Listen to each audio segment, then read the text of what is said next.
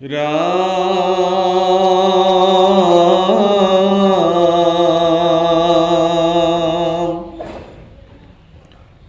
ভগবন্ত নিগদতি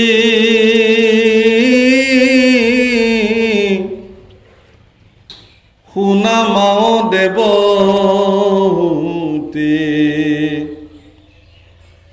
ঐহি ধ্যানে যিটো মুক্ত ভৈলা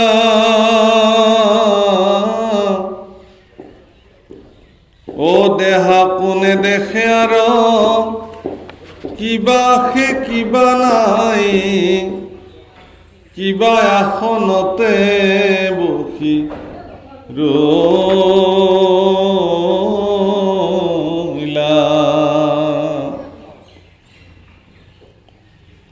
রাম যেন মধ্যে মাতুয়াল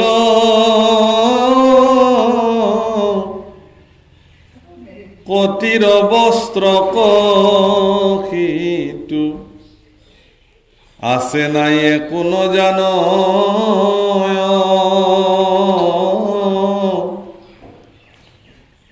যাওয়ে পূর্ব কর্ম থাকে তাওয়ে প্রাণ ইন্দ্রি খমে দেহা পুনু নাহি কই আর পাশে কর্ম নাশ হইলে ভৌতিক শরীর পরে তেবে যোগী ব্রহ্মত মিল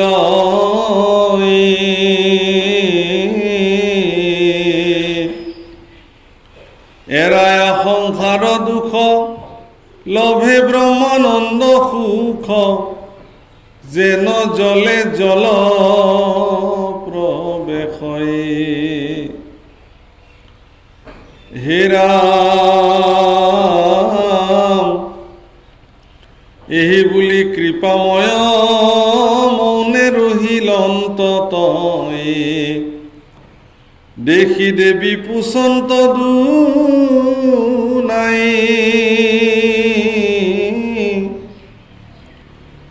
আৱে বাপ ভক্তি যুগ বিস্তাৰি কহিও মুক যেন মতে বুজু অভিপ্ৰায়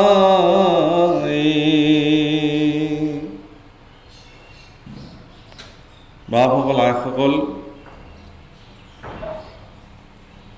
এয়া তৃতীয় স্কন্ধৰ কপিল দেৱহূতি সংবাদৰ ভক্তিযুগ মাতৃ দেৱহূতিয়ে তেওঁৰ নিজৰ গৰ্ভত ধাৰণ কৰি জন্ম দিয়া পুত্ৰকে আজি গুৰু মানিছে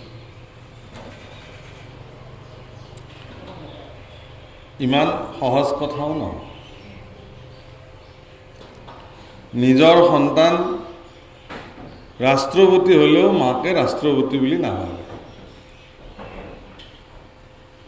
যিমান ডাঙৰ স্থিতি গ্ৰহণ কৰিলেও পিতৃ মাতৃয়ে সেইটো দৃষ্টিৰে নলয় মাকবিলাকৰ দৃষ্টিত সন্তানবিলাক সৰু হৈ থাকে আমাৰ ই একো নাজানে যিমান ডাঙৰ হ'লেও সেইটো মাকবিলাকৰ মমতা মাতৃৰ মমতাময়ী দৃষ্টিত সন্তানবিলাকৰ অস্তিত্ব সম্পৰ্কে মাতৃবিলাকে মায়াৰ বশত বুজি নাপায় কিন্তু জাগতিক জগতৰ এই মায়াৰ প্ৰভাৱৰ পৰা মুক্ত হৈও দেৱহূতিয়ে কিন্তু নিজ পুত্ৰ যে স্বয়ং ঈশ্বৰ এই কথা অনুভৱ কৰিব পাৰিছিল যে যদিও মই মোৰ গৰ্ভত স্থিতি কৰি এই সন্তানটোক জন্ম দিলোঁ প্ৰকৃতাৰ্থত এই সন্তানটো যে আমাৰ নিচিনা সাধাৰণ মনুষ্য নহয় স্বয়ং ঈশ্বৰ অৱতাৰ এই কথা দেৱহূতিয়ে অনুভৱ কৰিছিল আৰু সেইকাৰণে জাগতিক জগতৰ সকলো প্ৰকাৰৰ জ্ঞান যিবিলাক শুনিলে মানুহৰ মনত সাংসাৰিক বিষময় জ্ঞানৰ পৰা নিজক পৰিত্ৰাণ কৰিব পাৰে সেই সম্পৰ্কীয় কথা মাতৃ দেৱহূতিয়ে নিজ পুত্ৰ কপিলক ভগৱান জ্ঞান কৰি গুৰু জ্ঞান কৰি সকলো কথা সুধিছিলে। এই অধ্যায়টো প্ৰাৰম্ভণি কৰিছে ইয়াৰ আগৰ অধ্যায়টোৰ লগত সম্পৃক্ত কৰি। কপিল ভগৱানে মাতৃ দেৱহূতিক জ্ঞান মাৰ্গৰ কথা বৰ্ণন কৰিছিল, যে ঈশ্বৰৰ ৰূপত ধ্যান কৰি নিজকে বিলীন কৰি যিসকল যোগীয়ে যেতিয়ালৈকে এই ইন্দ্ৰিয়যুক্ত শৰীৰটো পঞ্চভৌতিক শৰীৰটো নাশ নহয় তেতিয়ালৈকে তেওঁলোকে ঈশ্বৰৰ লগত ধ্যানত মগ্ন হৈ বিলীন হৈ থাকে।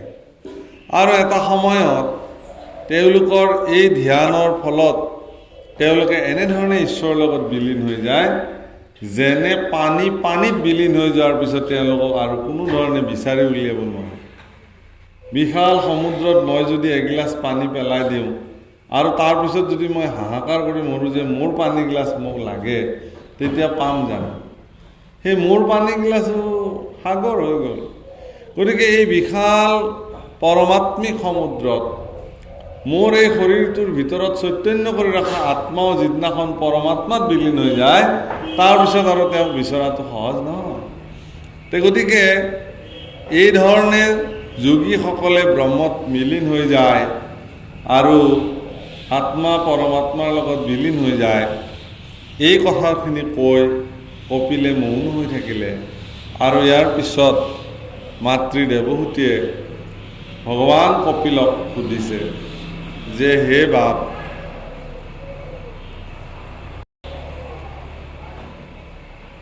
মাতৃ দেৱহূতিয়ে তেওঁৰ পুত্ৰ ভগৱান কপিলক সুধিছে যে হে বাপ, মোক ভক্তিযোগ সম্পৰ্কে বিস্তাৰে তুমি কোৱা।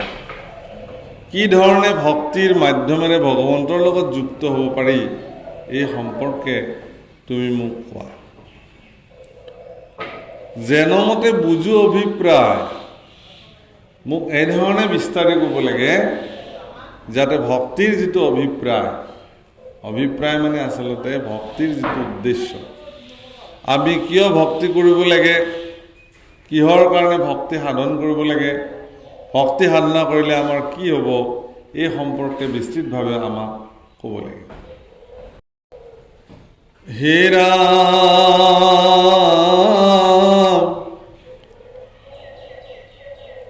আৰু জীৱ সমস্তৰ বিধিৰ সংসাৰ যেন ও তাকো কওঁ প্ৰপঞ্চিয়া মাত, ও যাহাক জানিলে লোক সমস্ত পাপত হন্তে বিৰকতি হৈবে ক সাক্ষাৎ। ভক্তিযোগ সম্পৰ্কে শুনিলে আৰু কি হ'ব পাৰে? কপিলৰ মাতৃ দেৱহূতিয়ে আগতীয়াকৈ ধাৰণা কৰিছে যে ভক্তিযোগ সম্পৰ্কে শুনিলে, যাক জানিলে সমস্ত পাপৰ পৰা বিৰক্ত হ'ব পাৰি, পাপ বোধৰ পৰা। পাপ বোধ মানে আমাৰ মনত সৃষ্টি হোৱা কিছুমান এনেকুৱা চিন্তা, যিটো চিন্তাৰ যদি কিবা কথাত সেইটো কৰ্মলৈ ৰূপান্তৰ হৈ যায় তেতিয়া তাৰ পৰা কেৱল পাপ উপাৰ্জন হ'ব, পুণ্য নহয়। বুজি পাইছেনে? কথাখিনি ধৰিব পাৰিছেনে? মোৰ মনত যদি এনেকুৱা এটা চিন্তা হৈ থাকে আৰু সেই চিন্তাটো যদি মোৰ দ্বাৰা কামত পৰিণত হৈ যায়, সেই কামৰ ৰিজাল্টটো, ফলটো কিন্তু পাপহে হ'ব। কিন্তু এনেকুৱা চিন্তা যদি মোৰ মনত উৎপাদন হৈ যায়, যিটো চিন্তাৰ দ্বাৰা মোৰ যদি কৰ্ম কৰোঁ, সেই কৰ্মৰ পৰা মোৰ কিন্তু পুণ্য উপাৰ্জন। দেৱহূতিয়ে কৈছে যে হে বাছা, মোক সেই ভক্তিযোগ সম্পৰ্কে ক'ব লাগে, যি ভক্তিযোগ শুনিলে মোৰ মনত এই যিটো আচলতে সমস্ত পাপ কৰ্মৰ পৰা বিৰক্ত হ'ব পৰাৰ যাতে ব্যৱস্থাটো আহি পৰে।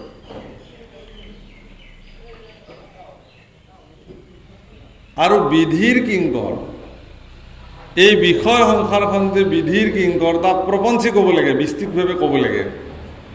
আমি যিখন সংসাৰত প্ৰৱৰ্তি আছোঁ এই সংসাৰখন বিধিৰ দ্বাৰা নিৰ্মিত এখন সংসাৰ, য'ত ব্ৰহ্মাই এখন বিধি নিৰ্মাণ কৰিছে আৰু সেই বিধিৰ দ্বাৰা এই সংসাৰ বিষয় সংসাৰ চলি আছে। এই সম্পৰ্কেও বিস্তৃতভাৱে মই জানিব খুজিছোঁ। মাতৃয়ে কৈছে, আৰ জাত হন্তে হুয়া ভয় লোকে পুণ্য আচৰই হেন কাল ঈশ্বৰৰ গতি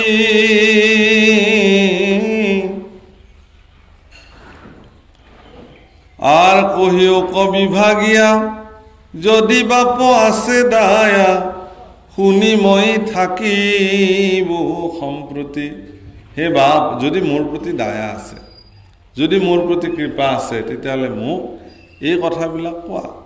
যাৰ ভয়ত লোকে পুণ্য আচৰণ কৰে, যিজন ঈশ্বৰ কালৰ গতি, কালকো নিয়ন্ত্ৰিত কৰিব পাৰে, কালৰ গতিক নিয়ন্ত্ৰিত কৰিব পৰা ঈশ্বৰ, যাক আমি ভজন্য ভগৱান কৃষ্ণ হিচাপে সন্মান কৰোঁ, সেৱা কৰোঁ, পূজ্য কৰোঁ, ভজনা কৰোঁ।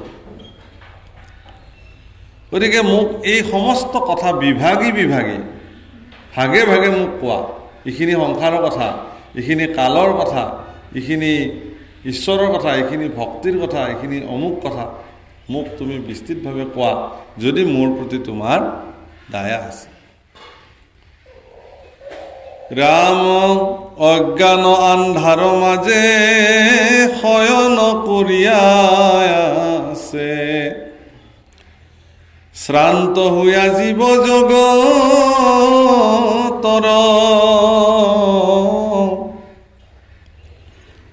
তা সম্বাক কৰি দয়া উদয় ভৈলাহা তুমি, যুগ পন্থ প্ৰকাশ ভাস্কৰ। নিজৰ পুত্ৰক আচলতে সূৰ্যৰ লগত তুলনা কৰিছে, যে তুমিতো সূৰ্য, আমিতো অজ্ঞান আন্ধাৰত পৰি আমিবিলাকে শ্ৰান্ত হৈ শুই আছোঁ। হে প্ৰভু কলাসকল, এই যে দিনটো ৰাতিপুৱাৰ পৰা আৰম্ভ হৈছে, আমি বিচনাৰ পৰা শুই উঠাৰ পৰাই কেৱল কৰ্মত মজি থাকোঁ। কাম কৰি কৰি গধূলি হ'লে আমাৰ ভাগৰ লাগে, আৰু ভাগৰ লাগিলে আমি কি কৰোঁ, শুই দিওঁ। ৰাতি হ'লে টোপনি লাল। আমাৰ জীৱনটো তেনেকুৱা, জন্মাতে ৰাতিপুৱা, যৌৱন হ'লে দুপৰীয়া, আৰু তাৰপিছত লাহে লাহে জীৱনৰ বেলি হালিব ধৰে, অপৰাহ্ন কাল। আমি ভাবোঁ ঈশ্বৰ সেৱাৰ ক্ষেত্ৰত আমি কিছুমান ভাবি লওঁ কথা, যে এইখিনি হ'লে মই ভগৱানক ভজিম, সেইখিনি সমাধান কৰিব পাৰিলে মই একেবাৰে লাগিম। ইফালে তেওঁৰ জীৱনৰ যে আয়ুসকাল, সেয়াটো আৰু কালৰ গতিত গৈয়ে আছে, এইটোতো ৰৈ থকা নাই। বহুত মানুহে কয় যে মই এইখিনি হ'লে তাৰপিছত মই একানপতীয়াকৈ লাগিম, কিজানি সেইটো জেগা তেওঁ গৈয়ে নাপায়, কোনেও ক'ব নোৱাৰে। সেইকাৰণে হৰি ভক্তিৰ ক্ষেত্ৰত আটাইতকৈ গুৰুত্বপূৰ্ণ কথাটো হ'ল কি, যিবিলাক চতুৰ মানুহ আছে জগতত, তেওঁলোকে বাকী কাম পিছত থৈ হ'লেও হৰি ভক্তিক প্ৰাধান্য দি প্ৰথম এইটো কাৰ্য সমাধা কৰে। বাকীবিলাক হৈ থাকিব, নিজে নিজে হৈ থাকিব। যি হ'ব হ'ব, হোৱাটোতো মই নৈ কৰিব নোৱাৰোঁ, আৰু নোহোৱাটোকো মই হোৱা কৰিব নোৱাৰোঁ। গতিকে মোৰ অমুক হ'ব, গছত কঁঠাল উঠত তেল, এনেকুৱা আৰু। গতিকে আমাৰ হয় কি, ঈশ্বৰৰ কৰ্মৰ ক্ষেত্ৰত আমাৰ হেলা, আৰু বাকী বিষয় কৰ্মৰ ক্ষেত্ৰত আমাৰ হেলা নাই, চব কৰিব পাৰোঁ। সেইকাৰণে এটা কথা আপোনালোকে মনত ৰাখিব, কেতিয়াও কোনো কাৰণত এনেধৰণৰ কথা মনলৈ নানিব যে অমুক হ'লে মই আৰু ভগৱানক ভজিম। এই বিষয়টো মনলৈ, আজিৰ পৰাই মই ভগৱানক ভজিম, এই মুহূৰ্তৰ পৰা মই ভগৱানক ভজিম, এই মুহূৰ্তত বাকী কাম তুমি কৰিবা। এই জগতখনত ঈশ্বৰৰ ইচ্ছা অবিহনে গছৰ পাত এটাও নলৰে, আপোনালোকে এই কথা জানে। যাৰ ভয়ে বায়ু বহে, সূৰ্য প্ৰকাশ হয়, ভাগৱততে লিখিছে।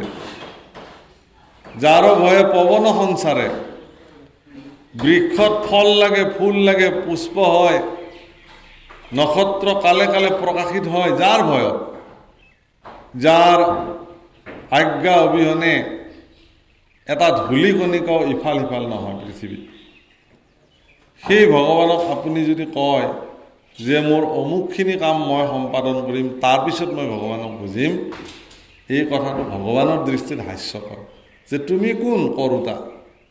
সকলো কাৰ্যৰ কাৰণে মই, সৰ্ব কাৰণ কাৰণম, সকলো কাৰণৰে তেওঁ কাৰণ। যিবিলাক কাৰ্য আমি জীৱনত সম্পাদিত কৰোঁ বুলি ভাবোঁ, এটা কাৰ্য আমি নকৰোঁ। আচলতে আমাক নিমিত্ত মাত্ৰ লৈ আমাৰ দ্বাৰা ভগৱন্ত পুৰুষে সকলো কাৰ্য সম্পাদন কৰা। অৰ্জুনৰ দৰে পৰম প্ৰসিদ্ধ বীৰে কুৰুক্ষেত্ৰ যুদ্ধ সমাপ্তিৰ পিছত বিজয় ঘোষণা কৰোঁতে তেওঁক পৰম পৰাক্ৰমী বীৰ হিচাপে মানুহে সন্মান কৰিলে। আৰু এই ধাৰণা অৰ্জুনে লৈ থাকিলে যে ময়েতো পৰাক্ৰমী গান্ধীৱধাৰী মহাবীৰ, ময়ে ইমান 18 অক্ষৌহিণী সেনাৰ মাজত 11 অক্ষৌহিণী সেনাক নিধন কৰি মই কুৰুক্ষেত্ৰ বিজয় সাব্যস্ত কৰিছোঁ।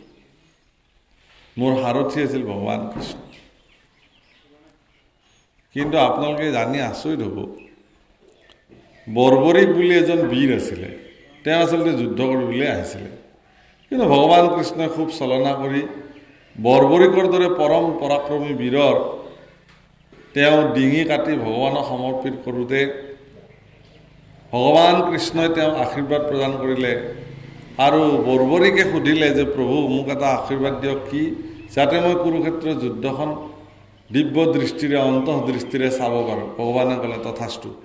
আৰু সেইকাৰণে তেওঁৰ চিহ্ন মুণ্ডটো, বৰ্বৰিক দৰে বীৰৰ কাটি যোৱা মাথাটো অকলে এটা জেগাত ওপৰত স্থিৰ হৈ গোটেই কুৰুক্ষেত্ৰ যুদ্ধ চাই থাকে।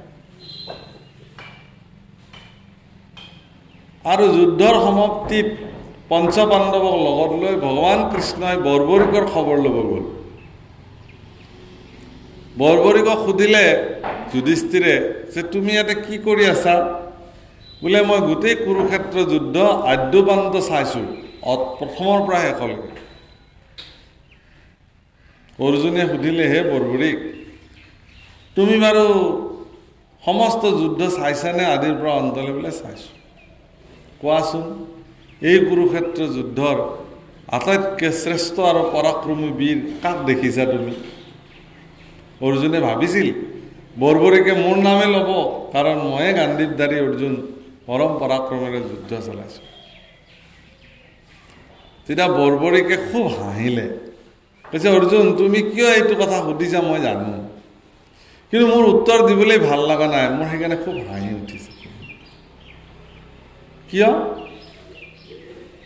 কৈছে এই গোটেই যুদ্ধখন ভগৱান কৃষ্ণ অকলেই যুঁজিছে। তেওঁতো সাৰথি।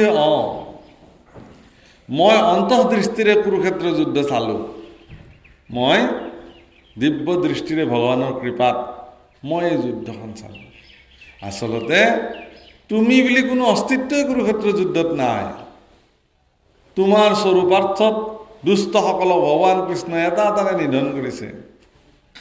তুমি নিমিত্ত মাত্ৰ।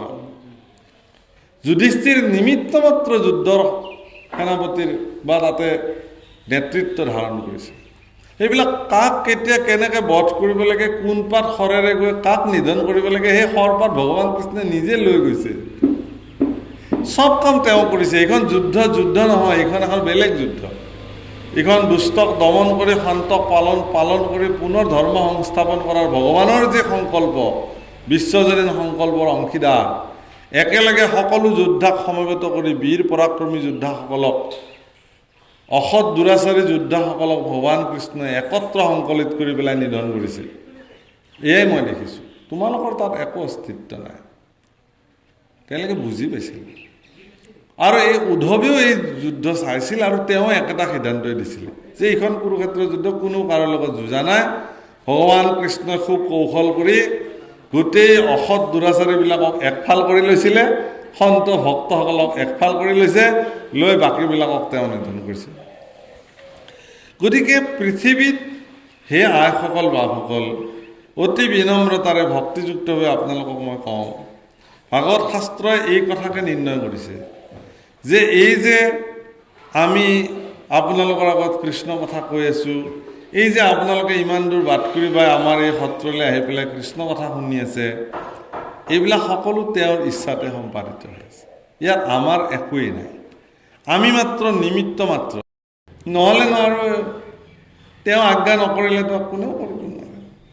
গতিকে যি জাগতিক জগতৰ যত কৰ্ম, সেই কৰ্মবিলাক আপোনালোকৰ দ্বাৰা যিবিলাক কৰ্ম সম্পাদিত হৈছে, আপুনি কাৰোবাক দান দিছে, দক্ষিণা দিছে, কিবা কৰ্ম কৰিছে, সৎকৰ্ম কৰিছে, কাৰোবাক এসাঁজ খুৱাইছে, সেইবিলাক আপুনি কৰা নাই, আপোনাৰ দ্বাৰা কৰাইছে। হে ৰাম, এতেকে জানিলো মই বাৰ সমস্তে লোক, উদ্ধাৰ কৰিবা কৃপাময়। হৰি মোৰ মহাধন্য, আছে অসংখ্যাত পুণ্য, হেন প্ৰভু ভৈলা তনয়। মই জানিছোঁ যে মোৰ জীৱনত অনেক পুণ্য সঞ্চিত হৈছে, সেইকাৰণে তোমাৰ নিচিনা পুত্ৰ মোৰ জীৱনত প্ৰাপ্তি হৈছে। সেইটো দেৱহতীৰ কথাই নহয়। হে বাপসকল, আইসকল, এটা সৎ সন্তানৰ পিতৃ হ'ব পৰাটোৱে পিতৃ মাতৃৰ আটাইতকৈ শ্ৰেষ্ঠ সম্পত্তি। আপুনি জীৱনত অনেক ধন সম্পত্তি উপাৰ্জন কৰিছে, কিন্তু সন্তান যদি দুষ্ট হয়, সন্তান যদি অসৎ হয়, তেতিয়াহ'লে সেই পিতৃ মাতৃৰ জীৱনত কেতিয়াও শান্তি নাথাকে। তাৰ কাৰণে তেওঁ কাকো দুখিবও নোৱাৰে। কিয় নোৱাৰে?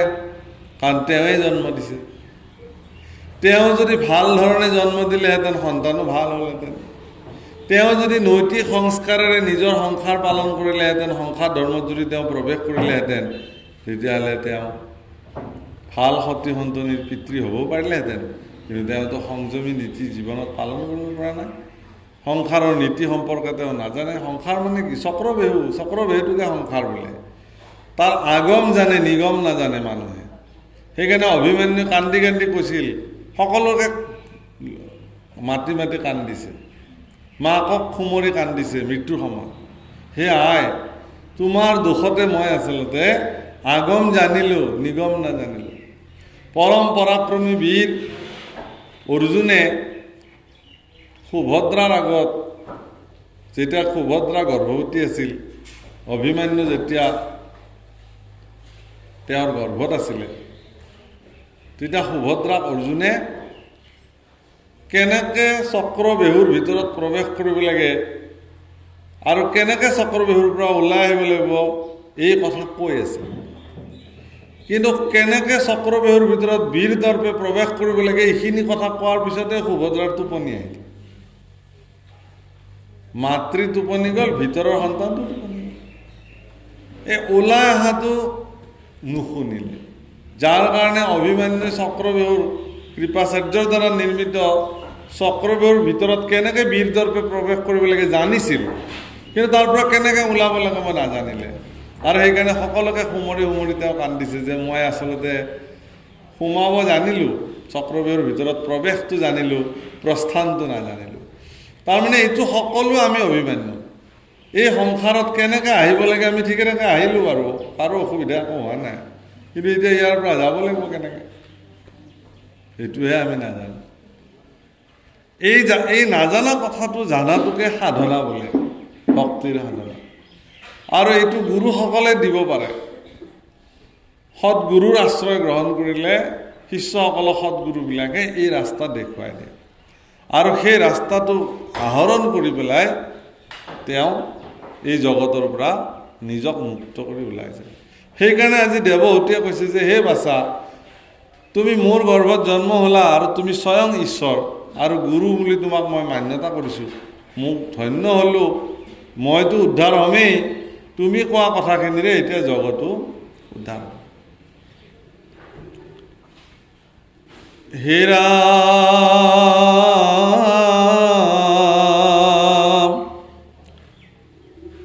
মৈত্ৰীয় বোলন্তই হি মাতৃৰ সুন্দৰ বাণী,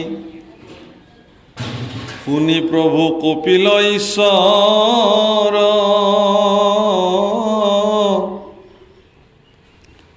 কৃপায় পীড়িত হুয়া মাতিলন্ত প্ৰশংসিয়া কুশলক চিন্তিয়া লোকৰ মৈত্ৰেয় বিদুৰৰ আগত এই কথা কৈ আছে পৰম ভক্ত দুগৰাকী ঈশ্বৰ ভক্তই নহয় ভগৱানৰ অত্যন্ত প্ৰিয় পৰম জ্ঞানৱন্ত পুৰুষ মহামুনি মৈত্ৰেয় বিদুৰক কৈ আছে এই তত্ত্ব কথা হলে হে মহামতি বিদুৰ এগৰাকী মাতৃয়ে যেতিয়া তেওঁৰ যোগ্য সন্তানক এই ধৰণে আবেদন কৰিছে মাতৃৰ সুন্দৰ বাণী শুনি সমস্ত জগতৰ কল্যাণ চিন্তা কৰি কপিল মহাপ্ৰভুৱে মাত লগাইছে ক'বলৈ আৰম্ভ কৰিছে ভক্তিযোগ ৰাম ভগৱন্ত নিগদতি ধন্য ধন্য মহামতি মনুৰ নন্দিনী মূৰ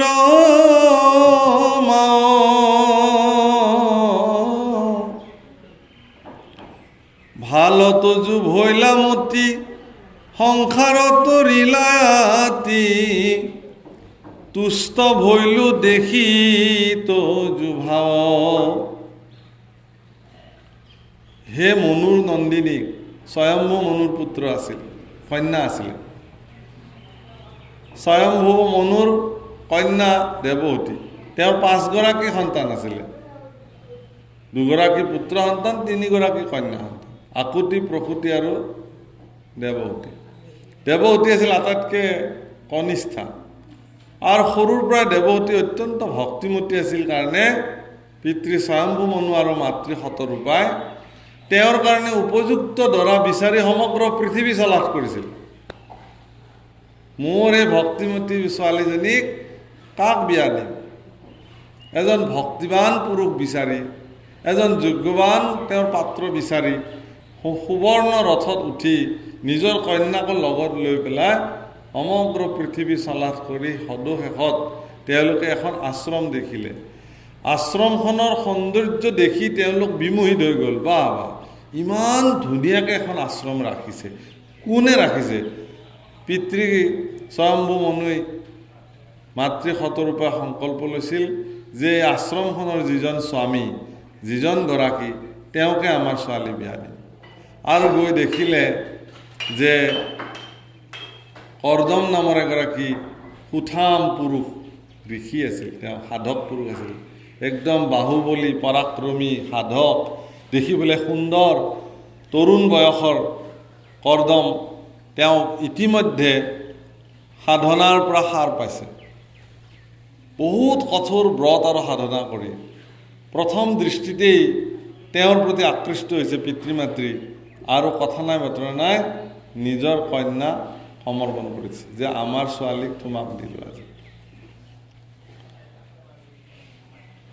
তো কৰ্দমক নিজৰ ছোৱালী দেৱহতীক বিবাহ দিছে আৰু সেই দেৱহতীয়েও কৰ্দমৰ নিচিনা এগৰাকী সুঠাম সৌন্দৰ্যশালী পুৰুষ প্ৰাপ্তিৰ পিছতো তেওঁ ইচ্ছা কৰাহেঁতেন তেওঁ নিজৰ স্বামীক ক'ব পাৰিলেহেঁতেন যে তুমিতো সাধনা কৰি উঠিলাহে স্বামী গতিকে এতিয়া আমি বিষয় সুখত মগ্ন হওঁ এই কথা কিন্তু দেৱহতীয়ে কোৱা নাছিলে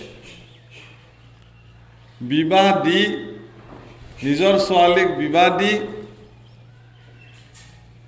মনু আৰু শতৰূপা গুচি গ'ল কান্দি কান্দি শতৰূপাই কাণে কাণে কিবা কৈ থৈ গ'ল দেৱহতীক কি কৈ গ'ল আয়ো মই যেনেকৈ সংসাৰ চলাইছিলোঁ আজিৰ পৰাতো চলাবি বাছ এইখিনি শিক্ষা সৰুৰ পৰা দেৱহতীক সেই সংস্কাৰ মাকে প্ৰদান কৰিছে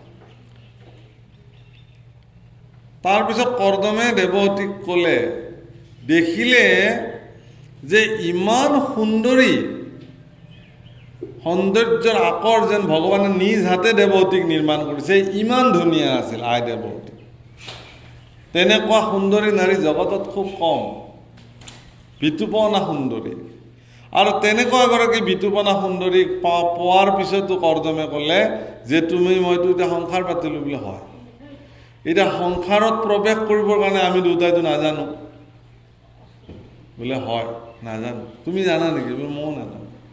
তেতিয়াহ'লে মই ভগৱানক সোধোঁ এতিয়া, কাৰণ ঈশ্বৰৰ কৃপাত মই তোমাৰ নিচিনা এগৰাকী ভাৰ্যা পালোঁ। এতিয়া মই ভগৱানক সোধোঁ কেনেকৈ আমি সংসাৰখন আগুৱাই নিম, এই বুলি আকৌ সাধনাত বহিব। আমাৰ মনলৈ এনেকুৱা ভাৱনা আহিলে, কেতিয়াবা আহিছিলনে? বিয়া পাতিছোঁ আৰু বাছ চব বাদ দিয়ে, এতিয়া আৰু আমি কেৱল মজি থাকিব লাগে সংসাৰত, গুৰু সেৱা কৰাই বাদ, ভগৱানৰ কৰ্ম কৰাই বাদ। কিন্তু কৰ্দমে এইটো কাম কৰা নাছিল। কৰ্দমে ধ্যানত বহি গ'ল, সাধনাত বহি গ'ল, আৰু সাধনাত বহাৰ পিছত কিমান হাজাৰ বছৰ তপস্যাত বহিলে কোনো হিচাপ নাই। আৰু স্বামীৰ শুশ্ৰূষাত, সাধনাত বহি থকা নিজৰ স্বামীৰ শুশ্ৰূষাত দেৱহূতিয়ে সমস্ত আশ্ৰমৰ কৰ্ম নিজে সাধন কৰিবলগীয়া হয়, আশ্ৰমখনটো ৰক্ষা কৰিব লাগিব। আৰু সেই সাধনাৰ পৰা সাৰ পাই উঠি নিজৰ পত্নীক দেখে যে ইমান বিতুপনা সুন্দৰী তেওঁৰ পত্নী আছিল, তাৰ সম্পূৰ্ণ বিপৰীত হৈ একদম হাড়ে চালে লাগি জকা অৱস্থা হৈ গৈছে। এইজনী আছিল নে মোৰ পত্নী? চিনিয়ে নাপায়। বোলে হয় স্বামী, আমি আপোনাৰ দাসী। এই অৱস্থা কেনেকৈ? বোলে তুমিতো সাধনাতে বহিলা, মই কি কৰোঁ? মইতো এইখন এই বিৰাট সংসাৰখন মইতো চলাব লাগিব, আশ্ৰমখন। সেইখন গৃহাশ্ৰমৰ কথা কোৱা হৈছে আচলতে। পত্নীৰ হাতত, এগৰাকী নাৰীৰ হাতত এই দায়িত্বটো থাকে। তেতিয়া কৰ্দম ঋষি মহাশক্তিশালী হৈ গ'ল, নাম জপ কৰি কৰি কৰি কৰি সাধনা কৰি মহাশক্তিশালী পুৰুষলৈ ৰূপান্তৰ হৈ গ'ল। কৰ্দমে ক'লে বোলে তোমাক কি বৰ লাগে কোৱা, মোৰ সাধনাত যে তুমি মোক ইমান সহযোগী হ'লা, তোমাক এতিয়া কি বৰ লাগে কোৱা। তেতিয়া দেৱহূতিয়ে কৈছে যে হে স্বামী, এগৰাকী পত্নীয়ে আৰু কি বিচাৰিব স্বামীৰ পৰা? পুত্ৰ সন্তান বিচাৰিব, সন্তান বিচাৰিব। তেতিয়া কৰ্দমে তেওঁৰ সাধনাৰ বলেৰে দেৱহূতিক পূৰ্বতকৈও আৰু সৌন্দৰ্যময় কৰি তুলিছে। এইটোৱে আশীৰ্বাদ যে আৰু আগতকৈ ধুনীয়া, আগতকৈও আৰু সৌন্দৰ্যময় হৈছে। এনেকুৱা এখন বিমান নিৰ্মাণ কৰিছে তেওঁ সাধনাৰ বলে, যিখন বিমান আকাশত উৰিব পাৰে, পানীৰ তলেৰে যাব পাৰে, মাটিত চৰিব পাৰে, এনেকুৱা এখন দিব্য বিমান। আৰু তেওঁৰ সাধনাৰ বলেৰে সেই দিব্য বিমানখনত সকলো ধৰণৰ সা সুবিধা, দাস দাসী সকলো ব্যৱস্থা কৰি সেই বিমানত উঠি পেলাই তেওঁ নিজৰ পত্নীৰ লগত সংসাৰ বিহাৰ কৰিছে কৰ্দমে, যাৰ ফলত স্বয়ং ভগৱান আহি পেলাই তেওঁৰ গৰ্ভত স্থিতি হৈছে। তাৰো কাহিনী আছে। সাধনাৰ উঠাৰ পিছত ভগৱান কৃষ্ণ কৰ্দমক সুধিছিল, তোমাক কি লাগে? একো নালাগে প্ৰভু, তোমাক সাক্ষাৎ পাব লাগে, আৰু তোমাৰ আজ্ঞাতে যে মই সংসাৰ পাতিলোঁ, এই সংসাৰখন এতিয়া তুমি চলাব লাগে প্ৰভু। যোৱা, তুমি 9 গৰাকী কন্যা সন্তানৰ পিতৃ হ'ব পাৰিবা। হয় নেকি? মোকতো সন্তান নালাগে প্ৰভু। কিয়? বোলে এইবিলাক সন্তান সন্ততি আহিলেতো আকৌ বিষয় সংসাৰত পৰিম। তুমি সংসাৰ পাতিব দিছিলা, মই পাতিলোঁ, কিন্তু এতিয়া সংসাৰ হ'ল, এতিয়া সেই বুলি আকৌ ল'ৰা ছোৱালী হৈ এগালমান এইবিলাক বিষয় সুখত পৰি থাকিব লাগিব নেকি? ভগৱানে কৈছে নহয়, সেইটো মই আশীৰ্বাদ কৰিলোঁ নহয়। বোলে তেতিয়াহ'লে মোক এজন পুত্ৰও দিয়া। অকল কন্যা দিলে কি হ'ব? কন্যাবিলাকতো মই এতিয়া দান দিব লাগিব। পুণ্যৰ কাৰণে এটা সন্তানো মোক লাগে, পুত্ৰ সন্তান। বোলে লোৱা, বোলে মই ল'ম বাচি পেলাই পুত্ৰ সন্তানটো। বোলে লোৱা, বোলে তুমি আহিব লাগে এতিয়া মোৰ পুত্ৰ এজন, নহ'লে মোক কোনে সংসাৰৰ জগতৰ পৰা ৰক্ষা কৰিব? বিষয় সন্তান এটা আহিব, তাক চব লাগিব, তাৰপিছতে মই এতিয়া দৌৰি ফুৰিব লাগিব, আৰু মোৰ কি গতি? গতিকে তুমি আহিলে লেঠা নাই, তুমি আহা। কিন্তু প্ৰথমতে কৈছে কি বুলি? সন্তানটো হ'ব লাগিব তোমাৰ দৰে গুণৱান, তোমাৰ দৰে ৰূপৱান, তোমাৰ দৰে শক্তিশালী, তোমাৰ দৰে ঐশ্বৰ্যশালী, তোমাৰ দৰে বিভূতিশালী, তেনেকুৱা এজন সন্তান মোক লাগে। দিছাই যেতিয়া, বোলে তথাস্তু, কোন যাব? তেওঁৰ দৰে আৰু ৰূপশালী, গুণশালী, ঐশ্বৰ্যশালী বেলেগ তোৰ পৃথিৱীত নাই। স্বয়ং ঈশ্বৰেই মানে কৰ্দমৰ ঔৰসত স্থিতি হৈ দেৱহূতিৰ গৰ্ভত কপিল ভগৱান স্বৰূপে অৱতাৰ কৰিছে। অকল পিতৃ মাতৃকে নহয়, সন্তান সন্ততি জন্ম পাইছে, দেৱহতীক দিছে, তোমাকতো লাগে, এয়া দিলোঁ আৰু মোক বিদায় দিয়া, এইবুলি আকৌ গুচি গৈছে সাধনা। কৰ্দম আকৌ সাধনাত লিপ্ত হৈছে, সংসাৰৰ লগত বিলীন হৈ থকা নাই কৰ্দম। এতিয়া আমাৰ নিচিনা হ'লে এই মোৰ আপিকেইটাক বিয়া দি লওঁ, চলিটোক এটা কিবা চাকৰি দি লওঁ, তাৰপিছত আৰু সাধনা কৰিম, এইটো হ'লহেঁতেন। আৰু দেৱহতীও কৰিছে কি, পুত্ৰক কৈছে, বাবা তোমাক গুৰু মানিলোঁ মই এতিয়া, গতিকে মোক জীৱনৰ সৰ্বোচ্চ তুমি প্ৰদান কৰিব লাগে। আৰু আজি এই কথা তেওঁৰ আগত বৰ্ণনা কৰি আছে। গতিকে ধন্য। আৰু সেইকাৰণে ইয়াত কপিল ভগৱান শব্দ ব্যৱহাৰ কৰিছে, আৰু নিজৰ মাতৃক সমস্ত কথা তেওঁ বৰ্ণনা কৰিছে। ইয়াত কৈছে যে তোমাৰ যিটো ভাৱনা সেইটো দেখি মই তুষ্ট হৈছোঁ। বাহ, ধন্য হে মাতৃ, তোমাৰ মনত যে এনেকুৱা ভক্তিযুক্ত ধাৰণা এটা জন্ম হৈছে, এই কথা জানি মই নিজকে ধন্য হৈছোঁ। হে ৰাম শুনিও ভাবিনিয়াৱে প্ৰশ্নৰৈ উত্তৰ কহো, ভক্তি পুনু বহুবিধ নয়,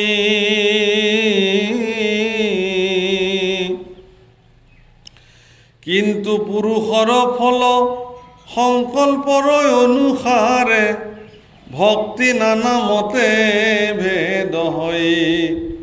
হে ভাবিনী, মাকক কৈছে, তুমিতো ভক্তি সম্পৰ্কে সুধিছা, কিন্তু মই তোমাক এটা কথা কওঁ যে ভক্তি আচলতে বহুবিধ নহয়। ভক্তিক কোনো প্ৰকাৰে তাক ভাগ কৰিব নোৱাৰে, কিন্তু ব্যক্তিসমূহৰ ভাৱনা, তেওঁলোকৰ সংকল্প আৰু ফল অনুযায়ী ভক্তিৰ তেওঁলোকৰ মতে বিভাজিত হয়। ভক্তিক মানুহে নিজৰ নিজৰ মতে ভাগ কৰি লৈছে। মানুহ ৰাম পৰক মাৰিবে প্ৰতি মনত সংকল্প কৰে, দম্ভ বা মৎসৰ আতিশয়,